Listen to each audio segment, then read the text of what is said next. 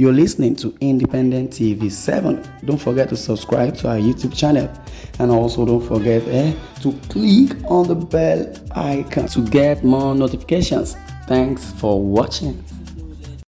Hope you can see that Sunday Igboho and Nnamdi Kanu's case, as the government would say that they are the problem of Nigeria. How can they be the problem of Nigeria?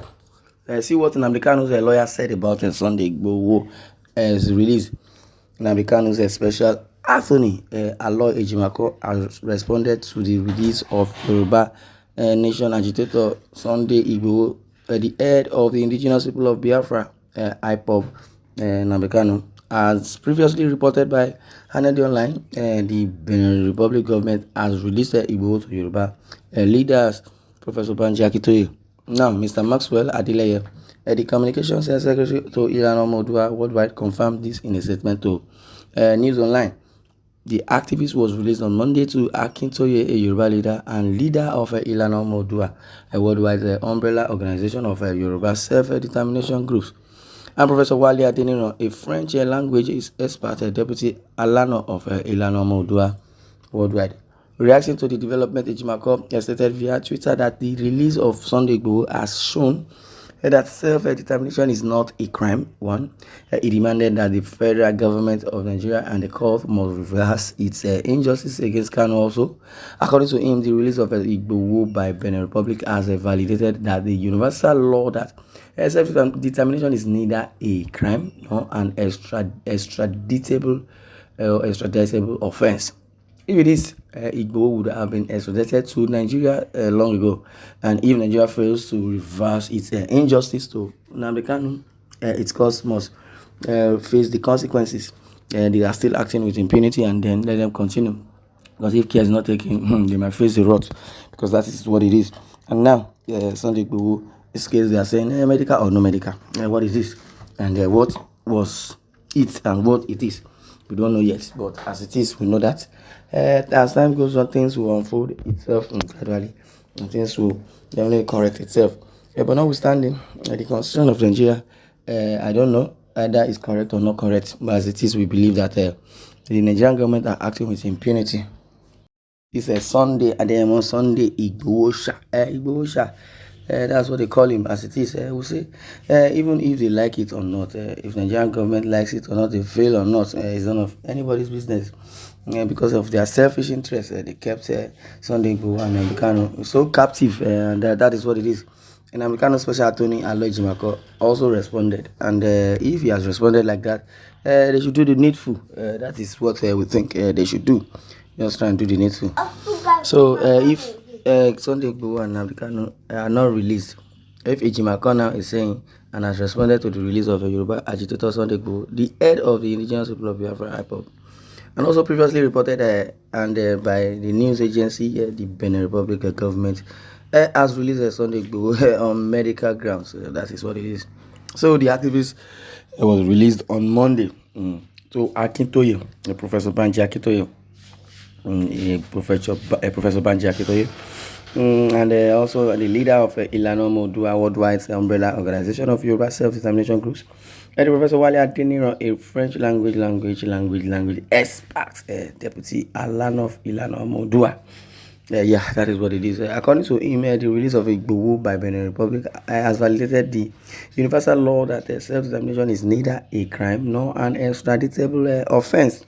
So many reactions have been trailing, so many challenges, and so many, talk, side talk, front talk, left talk has been there also.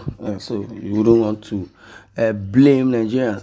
Whatever they do, whatever they say concerning its government, is just because the government of the country called Nigeria is not carrying the citizens along. And that is why there are contradictory statements. Things are unfolding, things are not going the way it should, and that is why Nigeria has failed woefully. Even the Benin Republic government, holding Sunday Igboho, do not have any justification whatsoever to hold him captive. And now, Nnamdi Kanu's lawyer, Ejimako, said about Sunday Igboho's release. Nnamdi Kanu's special attorney, which is Ejimako, responded to the release of Yoruba the head of indigenous people of Biafra. As previously reported by news, the Benin Republic government has released a Sunday Igboho. So, if Ejimako has said anything, what can he say, and what has he, does he have, or what has he got to talk about concerning the issue of Sunday Igboho? But notwithstanding, because Sunday Igboho and Nnamdi Kanu, they are of the same obliged, they are of the same narrative, and also thinking alike. And but notwithstanding, I would say they never planned it. It's just that if some suffering is too much, someone is being tormented, definitely the person will want to turn back. Like the saying that says, if you keep threatening somebody, and if you keep pushing that person to the wall, the person will definitely return or retaliate. That is what it is. I would want to allow comments. I would like you to comment on the comment section. But before that, what are your thoughts? And now that Nnamdi Kanu is still in the custody of DSS, what is his fate? What can we say about that? That is one thing that we all know, that the federal government of Nigeria, led by President Muhammadu Buhari, is acting with impunity, acting with nepotism, and which is not very, very palatable to the hearing, and not palatable to the Nigerian citizen as it is. So if Nigerian government are not careful, things will go out of hand. And as it is, has gone out of proportion, and that is why we have to be very, very, very careful in this part of the world. Now, if you say you want to act with impunity, keep acting with impunity, because the Lord, the God, which is the God factor, who has created the heaven and the earth, we do not allow such to continue for a longer time, but it will serve as either as a lesson or deterrent to his people, to his own people. Because I would always say that the God factor has always been so merciful, and looking at everybody, he does not look at anybody with disdain. He does not look down on the people, because when he destroyed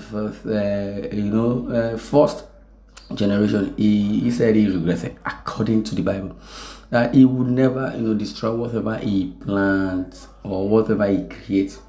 Same thing goes to a man that has a child, and you decided to want to do otherwise. It's not palatable, does not speak well.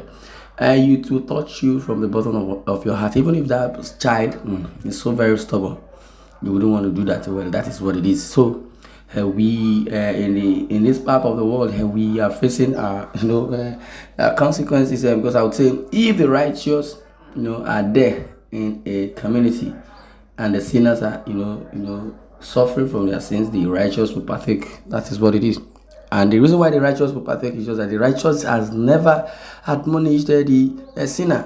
Tell him what he's doing is bad. If you tell him, definitely he would know. Then as time goes on, the sinner's sin will be as a favor to you as the righteous. That is what it is. You understand what I'm saying? So Allah Ejimako said it. He did not say anything. It still remains that the Constitution of Nigeria, which we are contracted with now, is still very, very, very, very, wrong. Is a scam. So until that constitution is changed, nothing would happen in the country called Nigeria. I'm saying nothing good, really, except for the individuals that have a different and a God-given grace. That is what we surmount whatever hardship or condition the federal government of Nigeria has put Nigerians into. Well, this is why I'm going to draw the curtain before I exit time. Well, thank you for listening, and God bless you.